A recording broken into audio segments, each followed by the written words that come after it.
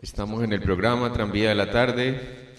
Muy buenas tardes a todos los oyentes, todos los que nos siguen a través del Facebook.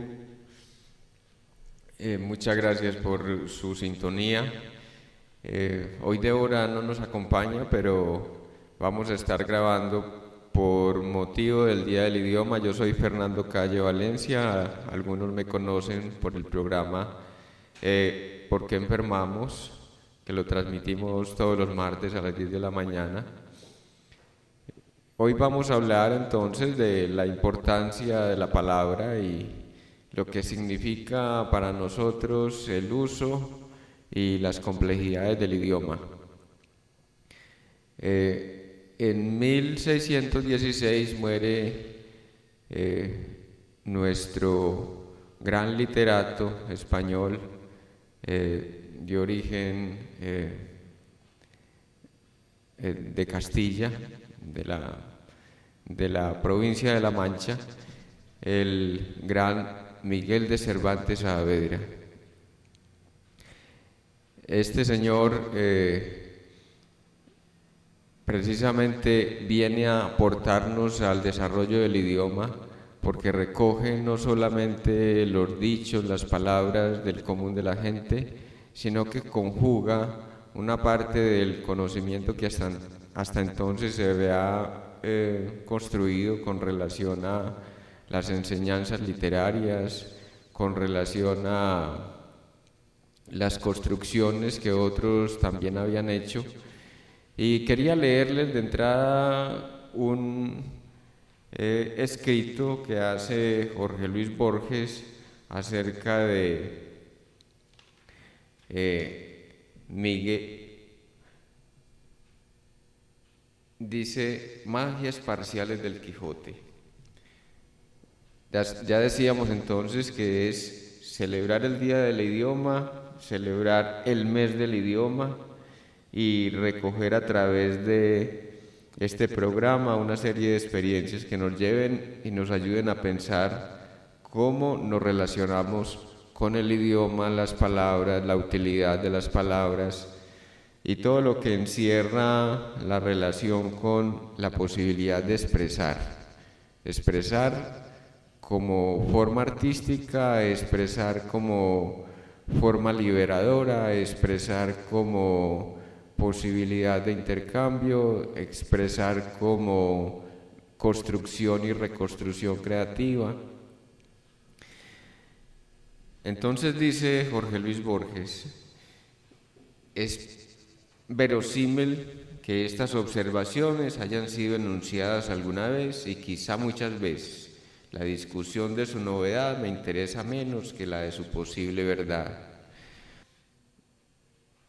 Cotejado con otros libros clásicos como la Eneida, la Ilíada, la Farsalia, la Comedia Dantesca, las tragedias y comedias shakespearianas, el Quijote es realista. Este realismo, sin embargo, difiere esencialmente del que ejerció el siglo XIX. Joseph Conrad pudo escribir que excluía de su obra lo sobrenatural, porque admitirlo parecía negar que lo cotidiano fuera maravilloso. Ignoro si Miguel de Cervantes compartió esa intuición, pero sé que la forma del Quijote le hizo contraponer a un mundo imaginario poético un mundo real prosaico.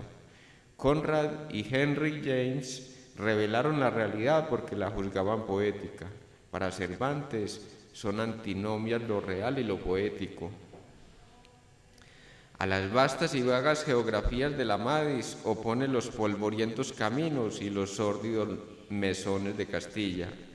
Imaginemos a un novelista de nuestro tiempo que destacara con sentido paródico las estaciones de aprovisionamiento de nafta.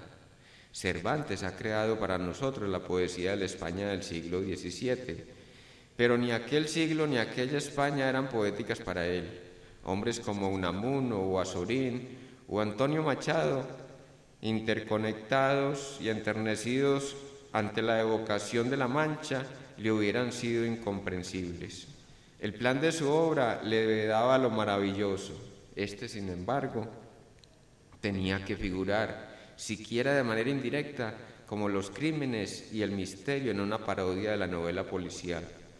Cervantes no podía recurrir a talismanes o a sortilegios, pero insinuó lo sobrenatural de un modo sutil y por ello mismo más eficaz. Íntimamente Cervantes amaba lo sobrenatural. Paul Gussac en 1924 observó, abre comillas, con alguna mal fijada tintura de latín e italiano, la cosecha literaria de Cervantes provenía sobre todo de la novela pastoril y las novelas de caballerías, fabulosas arrolladoras del cautiverio. Cierra comillas. El Quijote es menos un antídoto de esas ficciones que una secreta despedida nostálgica.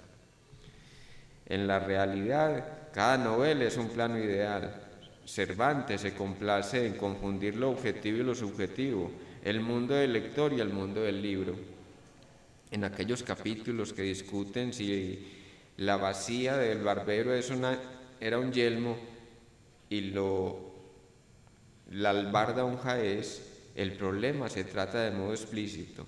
En otros lugares, como ya noté, dice Borges, lo insinúa. En el 6º capítulo de la primera parte, el cura y el barbero revisan la biblioteca de Don Quijote. Asombrosamente, uno de los libros examinados es la Galatea de Cervantes, y resulta que el barbero es amigo suyo y no lo admira demasiado, y dice que es más versado en desdichas que en versos, y que el libro tiene algo de buena invención. Propone algo y no concluye nada. El barbero sueña de Cervantes o de un sueño de Cervantes, juzga a Cervantes. También es sorprendente saber en el principio del 9º capítulo que la novela entera ha sido traducida del árabe y que Cervantes adquirió el manuscrito en el mercado de Toledo y lo hizo traducir por un morisco, a quien alojó más de mes y medio en su casa mientras concluía la tarea. Pensamos que Carlyle, que fingió que el Sartor Resartus era versión parcial de una obra publicada en Alemania por el doctor Diógenes Zuffeldröcken, pensamos en el rabino castellano Moisés de León, que compuso el Zohar o Libro del Esplendor y lo divulgó como obra de un rabino palestiniano del siglo III. Ese juego de extrañas ambigüedades culmina en la segunda parte. Los protagonistas han leído la primera, los protagonistas del Quijote son asimismo lectores del Quijote. Aquí es inevitable recordar el caso de Shakespeare, que incluye en el escenario de Hamlet otro escenario donde se representa una tragedia que es más o menos la de Hamlet. La correspondencia imperfecta de la obra principal y la secundaria aminora la eficacia de esa inclusión, un artificio análogo al de Cervantes y aún más asombroso figura en el Ramayana, poema de Valmiki, que narra las proezas de Rama y su guerra con los demonios. En el libro final, los hijos de Rama, que no saben quién es su padre, buscan amparo en una selva donde una seta les enseña a leer. Ese maestro es extrañamente Valmiki, el libro en que estudian el Ramayana. Rama ordena un sacrificio de caballos. En esa fiesta acude Valmiki con sus alumnos. Estos, acompañados por el laúd, cantan el Ramayana. Rama oye su propia historia, reconoce a sus hijos y luego recompensa al poeta.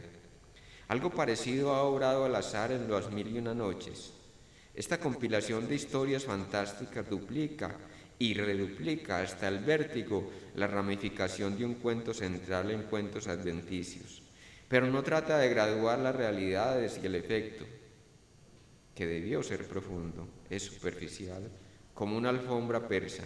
Es conocida la historia liminar de la serie, el desolado juramento del rey, que cada noche se desposa con una virgen que hace decapitar en el alba, y la desolación de Sarasad, que la distrae con fábulas, hasta que encima de los dos han girado 1001 noches y ella le muestra a su hijo. La necesidad de completar 1001 secciones obligó a los copistas de la obra a interpolaciones de toda clase. Ninguna tan perturbadora como la de la noche 552, mágica entre las noches. En esa noche el rey oye de la boca de la reina su propia historia. Oye el principio de la historia que abarca todas las demás y también, de monstruoso modo, a sí misma.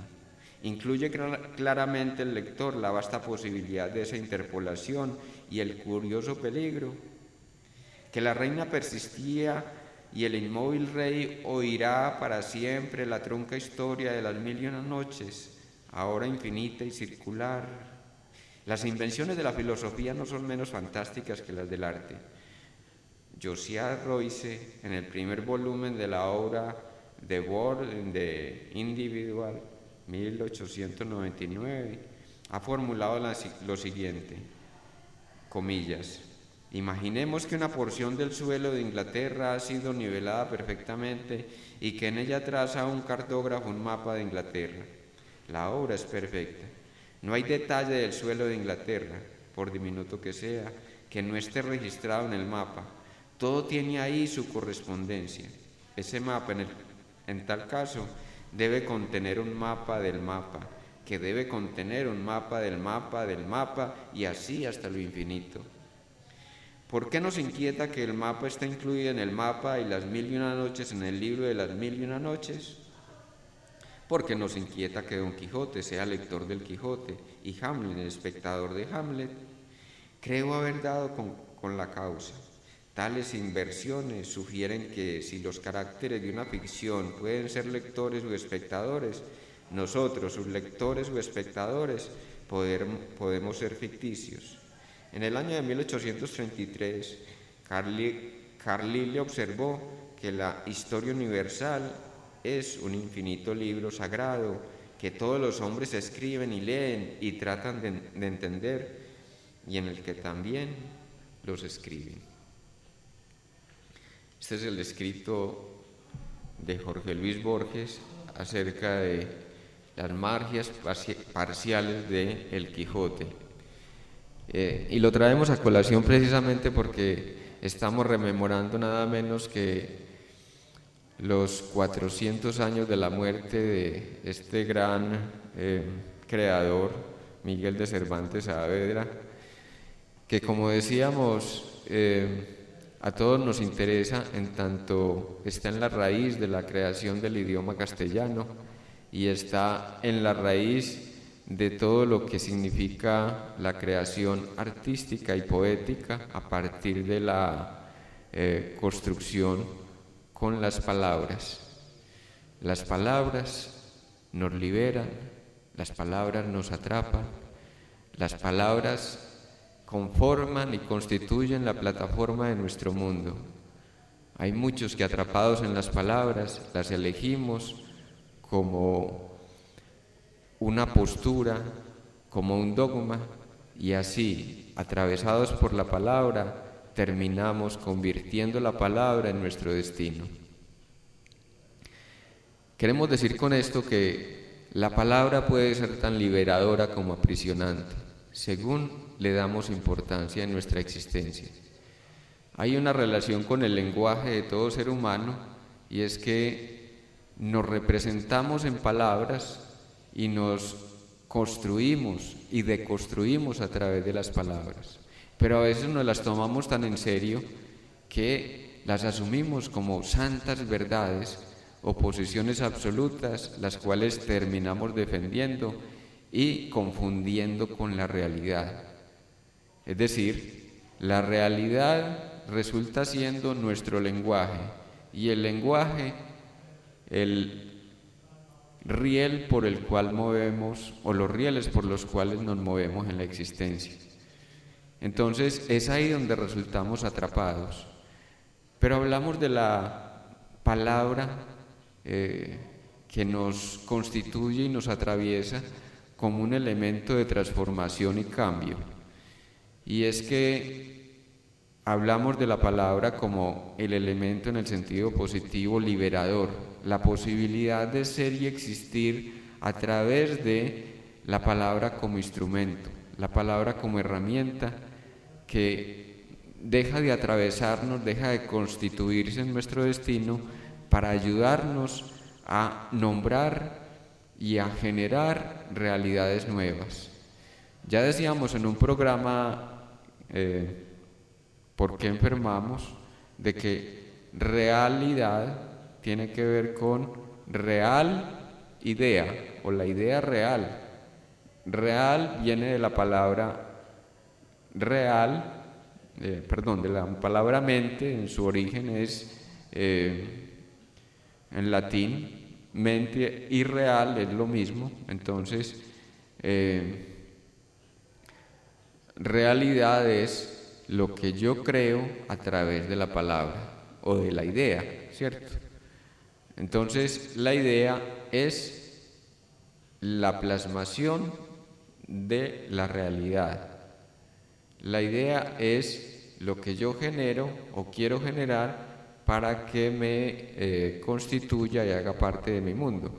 De tal manera que cuando asumimos el lenguaje como campo de creación, entonces es ahí donde pasamos de la condición de estar sometidos a la posibilidad de la liberación, y la liberación nos lleva a la creación.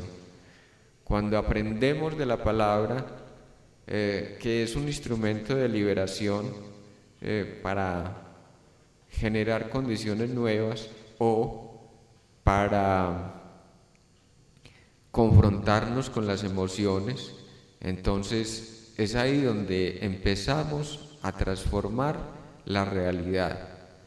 Una cosa es ser víctimas y estar subyugados por la realidad que otros han generado para mí.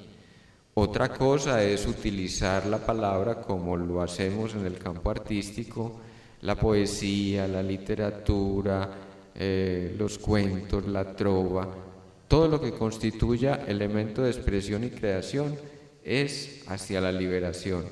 Todo lo que sea repetición de la palabra como un instrumento es una subyugación y es una atadura. Dijéramos que es un eslabón de la cadena con que el sistema nos aprisiona. De alguna manera el poeta, el escritor, pugna por liberarse, por expresar, por derivar en la lengua sonora o la lengua escrita esos sentimientos, esas emociones, esas inconformidades. Y entonces allí empieza una tarea entre lo creativo y lo expresivo, lo liberador y lo creador. Uno diría que hay poetas quejosos, es decir, poetas que escriben solo si tienen una queja para nombrar, una denuncia que hacer. Hay poetas para la liberación, son los poetas que tocan lo más íntimo, lo más fundamental de nosotros, sin necesidad de proponérselo, simplemente porque han liberado sus emociones interiores y han entendido cosas. Entonces nos dan a conocer lo que ellos han evolucionado. Diríamos que allí se revela la sabiduría. Entonces terminan siendo poemas luminosos o creaciones artísticas para la liberación, en tanto nos participan de una real liberación.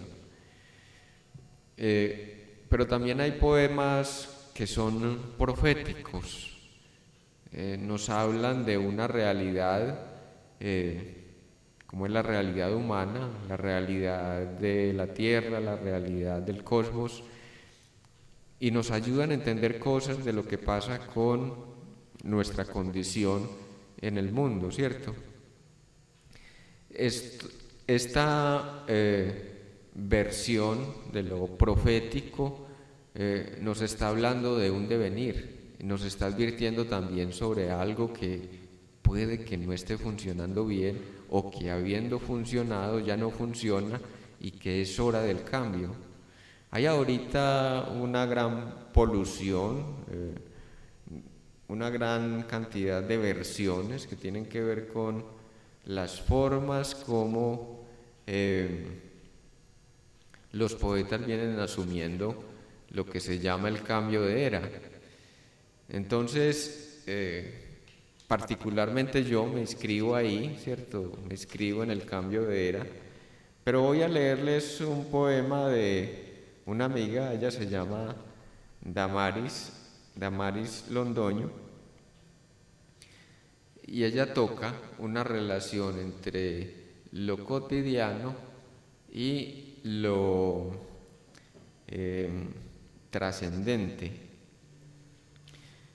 Túmbate sin reservas, deja hundir tu figura en el mar de mi espejo, déjate retoñar el espíritu por algas de sol, entra a imaginar, a vivir en el temblor del pico de cada ave, deja que tu corazón sea piel habanera, deja que esa melodía café entre a hacer ambil, a hacer la miel que cada labio hace. Si el amor se enciende, déjalo arder como volcán de otro planeta, déjate envolver en el amuleto del río, lleva en tu viaje esa semilla azul de mostaza, deja entrar en tu mente la puerta cristal que hace el viento en cada rama, haz tu camisa con alfombras de hojas caídas, pondré en tus bolsillos grillos rojos, seamos danzas de soros, helechos, carne de pino verde, así me sigo embriagando de tu jengibre masculino, mírame siempre con tus ojos de escarabajo, si vuelan a otro pergamino, he de pintar tu adiós con savia y hierbabuena. Ven a mi cuna, túmbate como fruta madura, dame tus manos tatuadas de colibríes, de mimbre, quita mi sostén de concha de banano, siente ese canto dulce de rimadas como plumas de pronto alivio. Tu nombre es un raspado, destilándose como guanábana abierta. Esta cuna es el calendario sin tiempo. Túmbate sin reservas, túmbate en mi piel, lava en eco este lienzo con tus manos, algodonadas de árboles de corcho, hazle caminos color mamey, que cada caricia tenga el canto púrpura de las cigarras. Déjame peinar tus cabellos en el sueño de los ciegos. En ese mundo permíteme ser guarda de tránsito para hacer de la vida un semáforo de estaciones. Déjame ser luna, viento y sombra, déjame abrazarte con el aroma de otros brazos para sentir el añejo del vino nuevo. Somos una cosa extraña como la telaraña plástica de Venus, simples zancudos de tiras colgando, simple barro donde nacen y mueren mariposas. Somos el simple y callado nudo de las hilanderas. Tu almohada ha logrado con este verso de guacharacas, mi intención es un clarinete silvestre. Verso monte donde los armadillos de mis intenciones huyen a la cuna norte del arco iris, nace para los enamorados. Túmbate sin reservas. Como verán, es un poema un poco entre tropical, con una cascada de imágenes que vienen a hablarnos de toda la parafernalia, toda la cornucopia de realidades que constituyen el trópico. Me gusta mucho esta poetisa o poeta, algunos dicen que poetisa es discriminatorio. Me gusta mucho porque ella tiene el jugo de la sustancia tropical y se deja venir con todo el rimero de realidades que circundan la realidad nuestra. Tiene que ver con la variedad de frutas, tiene que ver con la variedad de paisajes, tiene que ver con las cosas que con mucha intensidad vivimos día a día.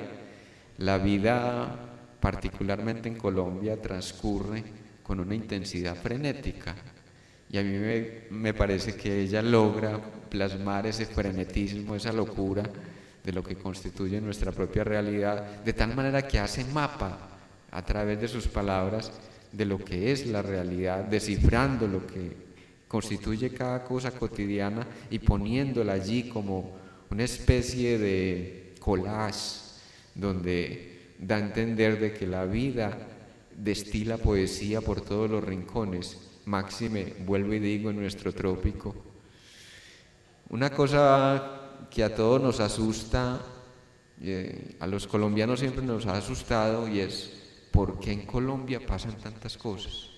¿Por qué en Colombia tenemos desde la más vil manifestación de la existencia, como son los cuadros de delincuencia, los carteles, la delincuencia común, el raterismo, el latrocinio, el atraco al erario público, pero también existe gente que en su luminiscencia está queriendo transmitir cosas de manera constante, está construyendo realidades y alternativas para quien se deja increpar, para quien se deja de alguna manera aludir por toda esta cosa de lo que es la búsqueda de sí mismo, la búsqueda de posibilidades nuevas. Y entonces uno dice, pero ¿cómo podemos ir de un extremo a otro con tanta facilidad? ¿Cómo podemos cohabitar gente de tan múltiples visiones, percepciones de la realidad? Y ahí estamos desde, como decíamos, los delincuentes, la persona que decide vivir en la calle, quien se arrastra y arrastra la vida con la miseria más profunda, hasta quien eleva la existencia, como ya lo hace la poesía, como ya lo hace el constructor de rimadas, como lo hace el investigador científico, como lo hace la gente que quiere y tiene esperanza aún en sí mismo y en la humanidad. Entonces, la poesía y el uso del lenguaje, en este sentido, esto lo decía justamente porque nuestra amiga Damaris logra esa plasmación de la variedad y la cornucopia que eso representa para la transmisión a través de palabras, a través de las rimadas, o como ella los llama, a través de su poema o poemas, de esa visión de me invade una realidad llena de posibilidades, pero también una realidad que nos puede llevar a los extremos más terribles, como nos puede llevar a los extremos más sublimes.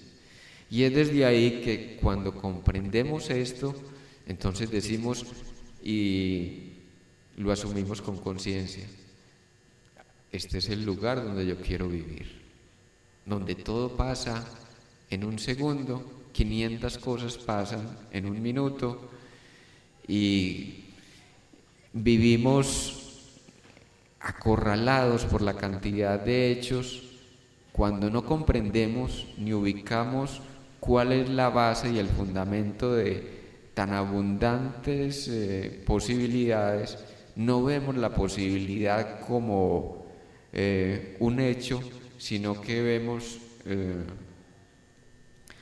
todas esas realidades o todas esas aristas de la realidad como situaciones abruptas que nos acorralan, nos llenan de miedo, nos llenan de temor.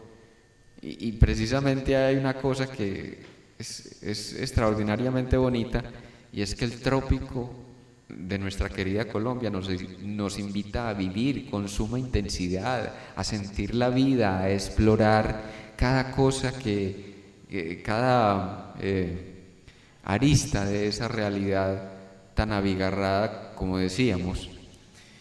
Entonces, uno dice, bueno, si yo vine a nacer en el trópico y en esta Colombia querida, pues es porque estaba buscando precisamente una vida de suma, de inexpresable realidad, donde vuelvo a a nombrar el asunto de lo que constituye esa realidad también me constituye a mí, porque yo soy parte de esa realidad, es decir, yo vine a nacer en esta realidad tropical, abundante. Si yo comprendo esa realidad de abundancia en la cual vine a nacer, entonces aprovecho y dispongo de las posibilidades que hay para mí allí. Pero de lo contrario quedo abrumado. Entonces uno encuentra gente que prefiere la borrachera de los días, de todos los días quiero decir. Hay gente que se desboca en el sexo, se desboca en las adicciones, se desboca en el licor, se desboca en la pornografía, se desboca en el chat, se desboca en estar conectado permanentemente al Facebook, porque teme afrontar la realidad con su cascada de posibilidades.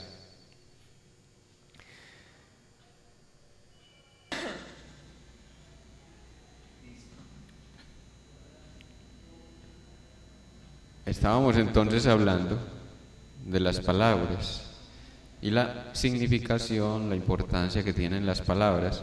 Vamos a leer a continuación una parte del libro Confieso que he vivido, de Pablo Neruda. Es un canto a las palabras. Todo lo que usted quiera, sí señor, pero son las palabras las que cantan, las que suben, las que bajan. Me prosterno ante ellas, las amo, las adhiero, las persigo, las muerdo, las derrito. Amo tanto las palabras, las inesperadas, las que glotonamente se esperan, se acechan hasta que de pronto caen. Vocablos amados, brillan como perlas de colores, saltan como platinados peces, son espuma, hilo, metal, rocío. Persigo algunas palabras, son tan hermosas que las quiero poner todas en mi poema. Las agarro al vuelo cuando van zumbando y las atrapo, las limpio, las pelo, me preparo frente al plato, las siento cristalinas, vibrantes, ebúrneas, vegetales, aceitosas, como frutas, como algas, como ágatas, como aceitunas, y entonces las revuelvo, las agito, me las bebo, me las zampo, las trituro, las emperejillo, las liberto, las dejo como estalactitas en mi poema, como pedacitos de madera bruñida, como carbón, como restos de naufragio, regalos de la ola. Todo está en la palabra. Una idea entera se cambia porque una palabra se trasladó de sitio o porque otra se sentó como una reina dentro de una frase que no la esperaba y que le obedeció. Tienen sombra, transparencia, peso, plumas, pelos, tienen de todo lo que les fue agregado, de tanto rodar por el río, de tanto transmigrar de patria, de tanto ser raíces. Son antiquísimas y recientísimas. Viven en el féretro escondido y en la flor apenas comenzada. Qué buen idioma el mío, qué buena lengua heredamos de los conquistadores torvos. Estos andaban a zancadas por las tremendas cordilleras, por las Américas.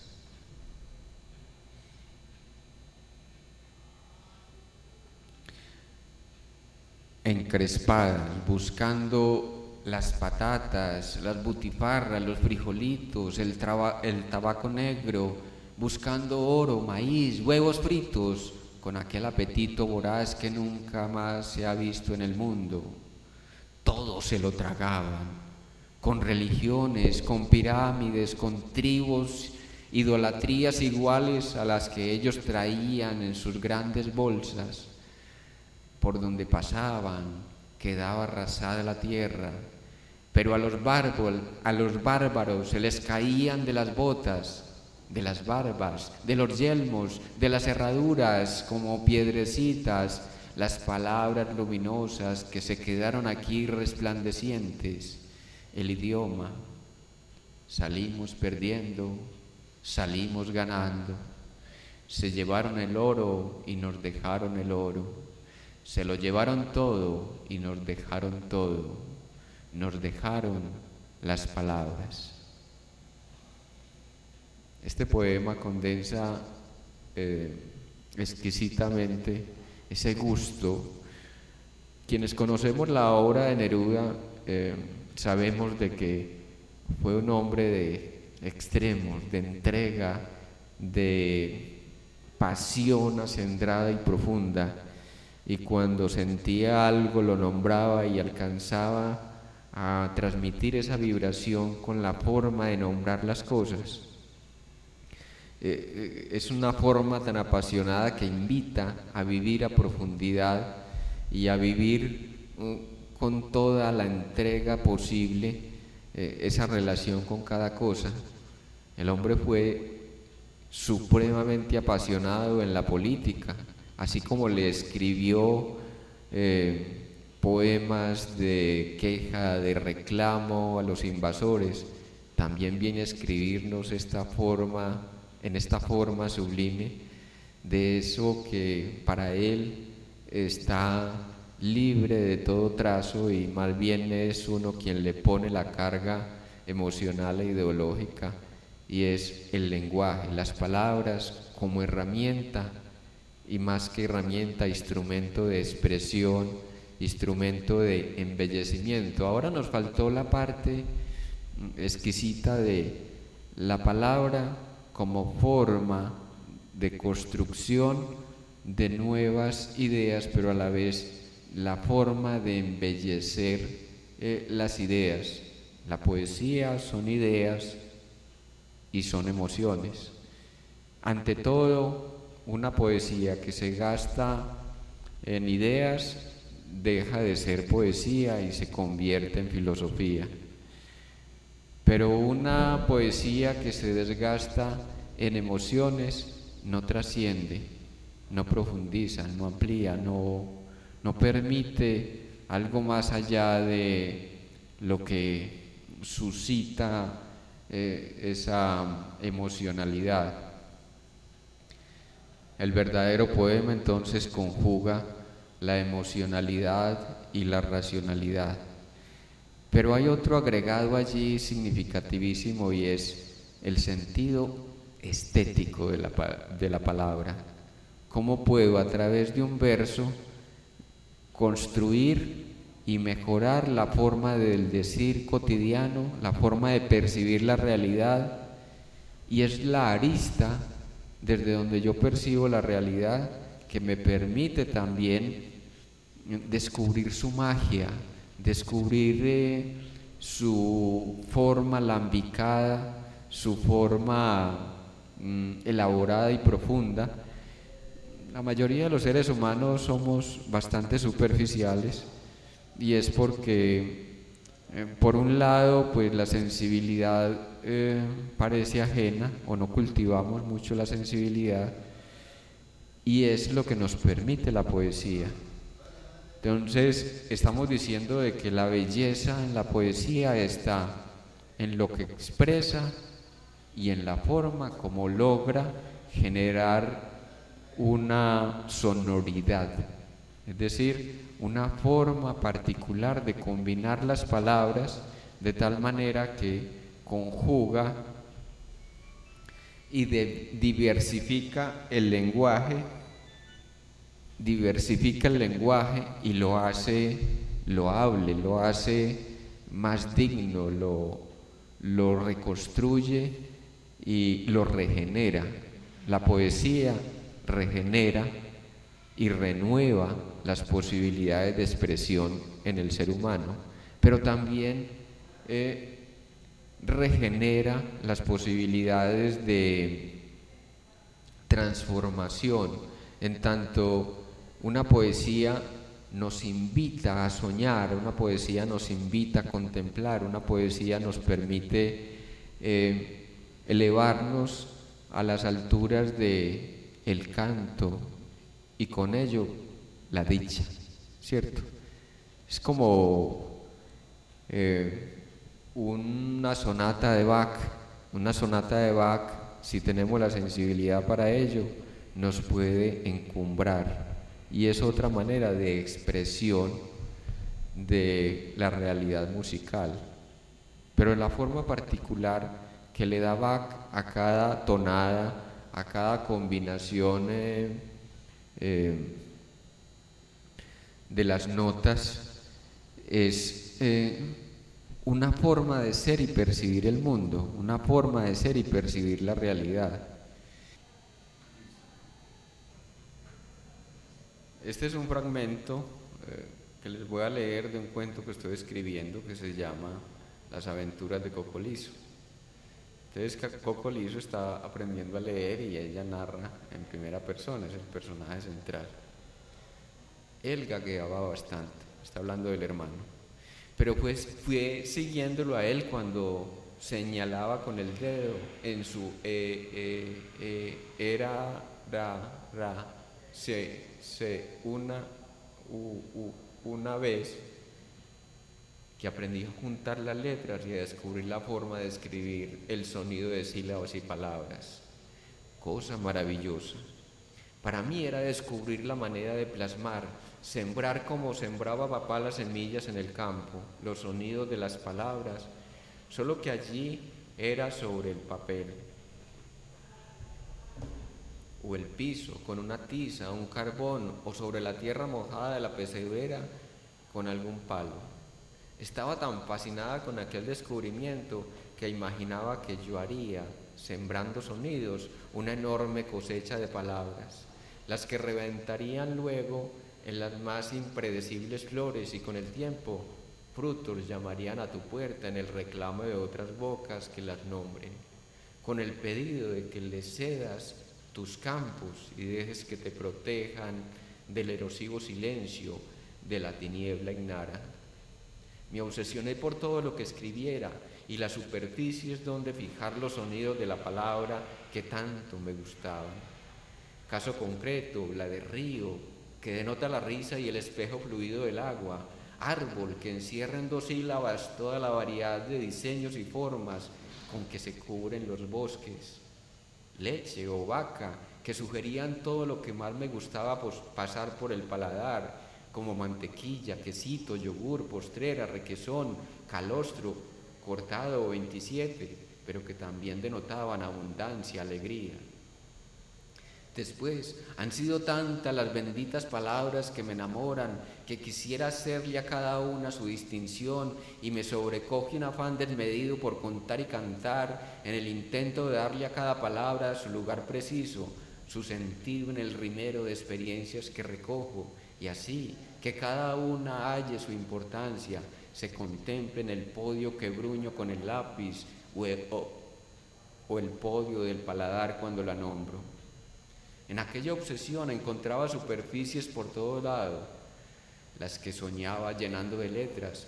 Ponía a secar hojas cuyas nervaduras me sugiriesen líneas sobre las cuales trazar palabras. Recuerdo que descubrí ciertas hojas de plátano o platanillo. Daban pliegos hermosos y extensos, con renglones de gracia infinita, pues me sugerían tantas cosas que me quedaba contemplándolos en una divagación fascinada. Ahora recuerdo los momentos en que acariciaba la esbeltez de la hoja con esos trazos uniformes, y mis ojos parecían seguir la línea hacia el infinito, como buscando un hacedor y a la vez imaginando toda la ristra de avatares de la evolución de la vida hasta ese milagro silvestre.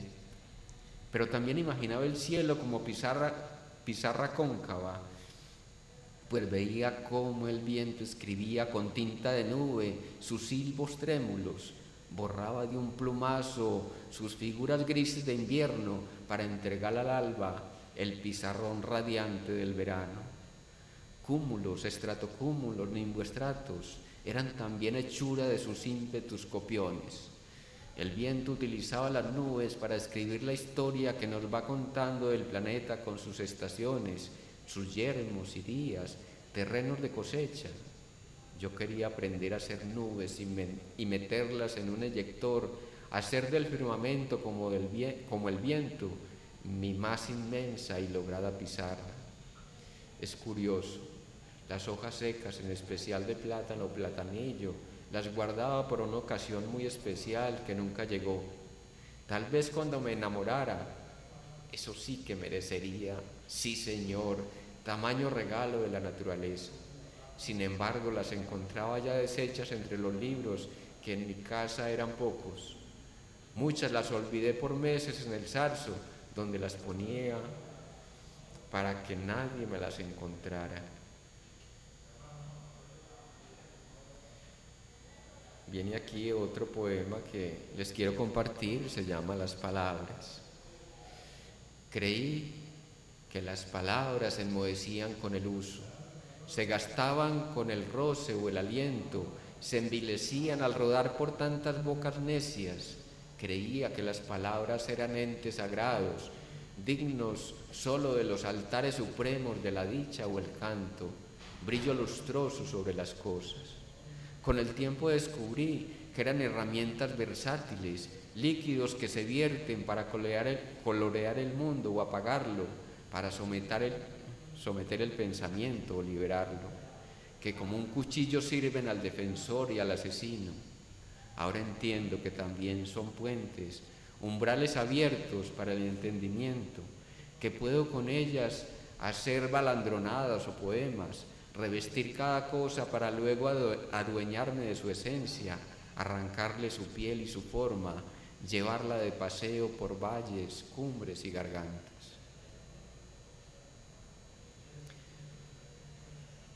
Es una manera de cantarle a la palabra como forma de expresión y forma de representar el mundo. Cada uno podemos hacer del lenguaje un río que corre y canta, o podemos hacer de él un empedrado. Nos casamos con las palabras y nos casamos con formas únicas, dogmáticas de ver la realidad.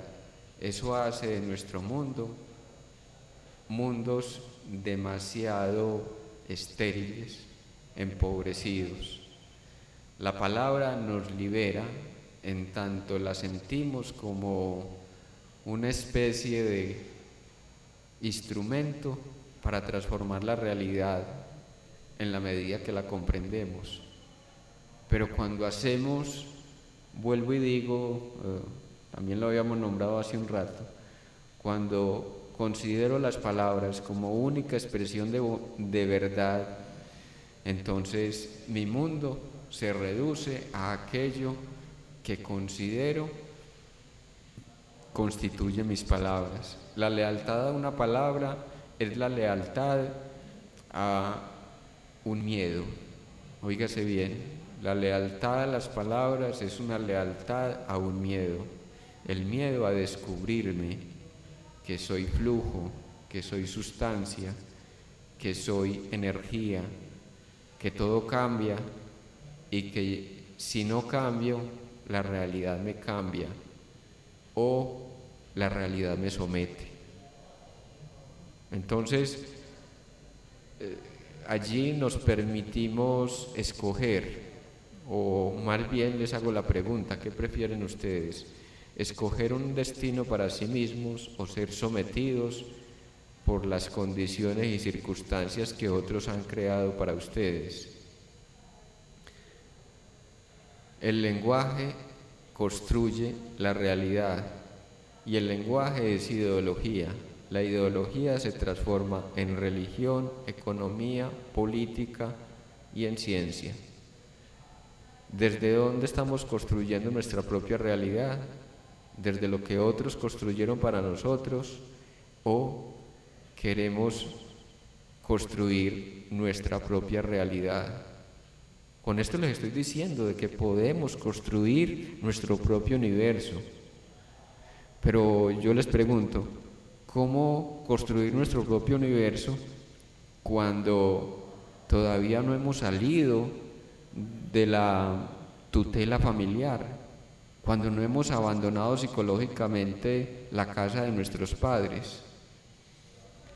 En estos días hablábamos precisamente con personas que están trabajando en la búsqueda de su ser iniciático y decíamos, para crear universos propios se requiere abandonar los universos que hasta ahora nos someten, nos han sometido y nos seguirán sometiendo si no nos descubrimos en las posibilidades que cada uno en la construcción de nuestra realidad podemos generar y regenerar, ¿por qué no? Muchas veces es retomar apuestas que teníamos de cuando niños, solo que nos olvidamos de esas apuestas. Ser niño es una condición para el asombro, pero también es una condición para la creación. Nos olvidamos de ser niños porque empezamos a ser adultos y allí nos perdemos en la realidad. Obviamente, se supone que ser adultos es entrar en la realidad de la responsabilidad y el deber, pero es la responsabilidad y el deber que otros han generado para nosotros. Si lo que hacemos lo hacemos desde la responsabilidad y el deber, no estamos viviendo.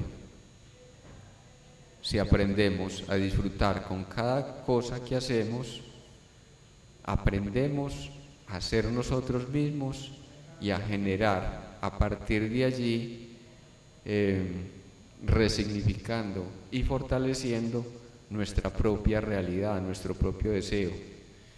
Estamos diciendo con esto que vivir para el otro es siempre un riesgo, y es el riesgo de que nos someta y nos produzca siempre malestar. Dejamos ahí, muchísimas gracias. Para Radio Zipa Estéreo, Tranvía de la Tarde, les habló Fernando Calle Valencia. Muchas gracias por acompañarnos.